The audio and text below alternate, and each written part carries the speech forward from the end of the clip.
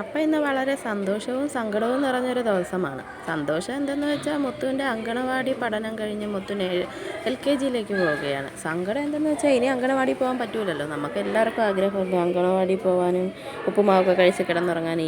ആ ഒരു കാലം ഇനി തിരിച്ചു കിട്ടത്തില്ലല്ലോ.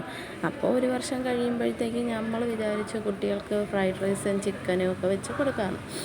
ടീച്ചറിന് ഒരു ചെറിയ ഗിഫ്റ്റൊക്കെ വാങ്ങി കൊടുക്കാമെന്ന് വിചാരിച്ച് അങ്ങനെ നമ്മൾ ഫ്രൈഡ് റൈസിൻ്റെയും ചിക്കൻ്റെയൊക്കെ പരിപാടികളൊക്കെ രാവിലെ തന്നെ തുടങ്ങിയിട്ടുണ്ടായിരുന്നു. നമ്മൾ വീട്ടിലില്ലായിരുന്നു. വീട്ടിൽ നിന്ന് വന്നപ്പോൾ അമ്മ എല്ലാ സാധനങ്ങളും ഒക്കെ അരിഞ്ഞ് വെച്ചിട്ടുണ്ടായിരുന്നു. പിന്നെ എടുത്ത് വെക്കാനായിട്ട് വളരെ എളുപ്പമായിരുന്നു. 12:30ക്കാണ് കുട്ടികൾക്ക് ഫുഡ് കൊടുക്കുന്നത്.